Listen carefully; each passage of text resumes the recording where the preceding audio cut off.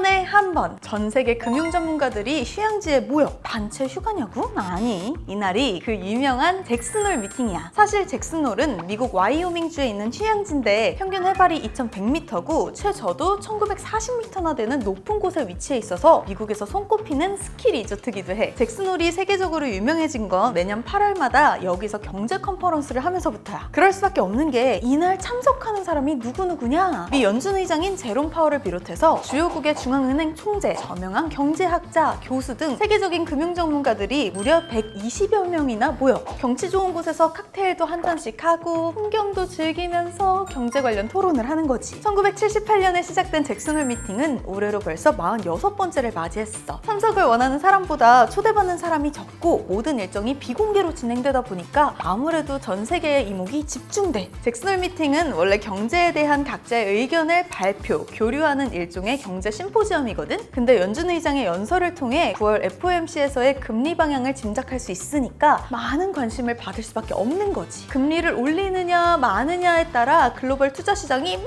움직이니까. 게다가 잭슨홀 미팅의 모든 일정 중에서 딱 하나, 연준 의장의 연설만 라이브로 공개돼. 그러니까 전 세계가 파월만 바라보고 있다는 말도 틀린 말은 아니야. 실제로 과거를 돌이켜보면 잭슨홀 미팅에서의 폭탄 발언이 글로벌 금융시장에 충격을 가져온 경우도 많았어. 2005년 IMF 수석 이코노미스트가 세계가 자산 거품의 위험에 놓여 있다라고 하면서 시장이 불안불안했는데 2007년 당시 연준 의장이 시장의 혼란을 막기 위한 조치를 취할 준비가 됐다라고 하면서 시장이 안 좋은 걸 확인시켜준 거야. 그리고 다음 해인 2008년에 바로 세계 금융위기가 발생했지. 또 인플레이션이 심했던 2022년은 제롬 파월 연준 의장이 잭슨홀 연설에서 금리를 더 높은 수준으로 유지해야 한다라고 해서 전 세계가 충격에 빠져버렸어. 왜냐면 잭슨홀 미팅 한 달 전인 2022년 7월에 이미 금리를 75bp씩이나 올린 상황이었거든? 이것도 1994년 이후 28년 만에 75bp를 올린 거라 지금 50bp만 올려도 난리가 날 텐데 당연히 다음에는 조금 올리겠지 생각했는데 시장의 예상과는 너무 다른 발언이었던 거지. 파월 쇼크라는 말도 이때 등장한 거야. 실제로 잭슨홀 미팅이 있었던 다음 달인 9월에 75bp 인상, 11월에도 75bp 또 인상.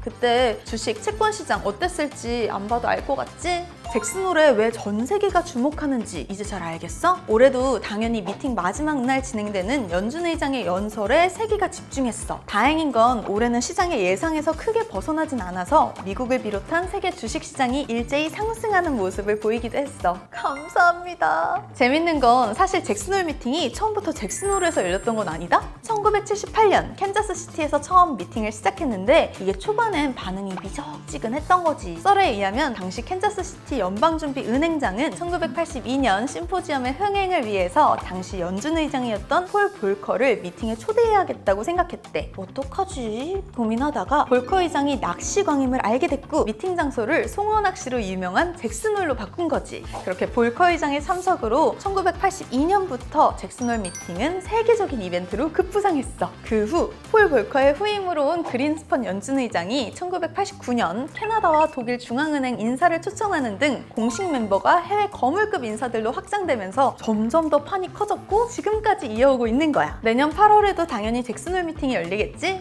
아직 많이 남아있기는 한데 그때도 부디 좋은 말씀 부탁드리겠습니다.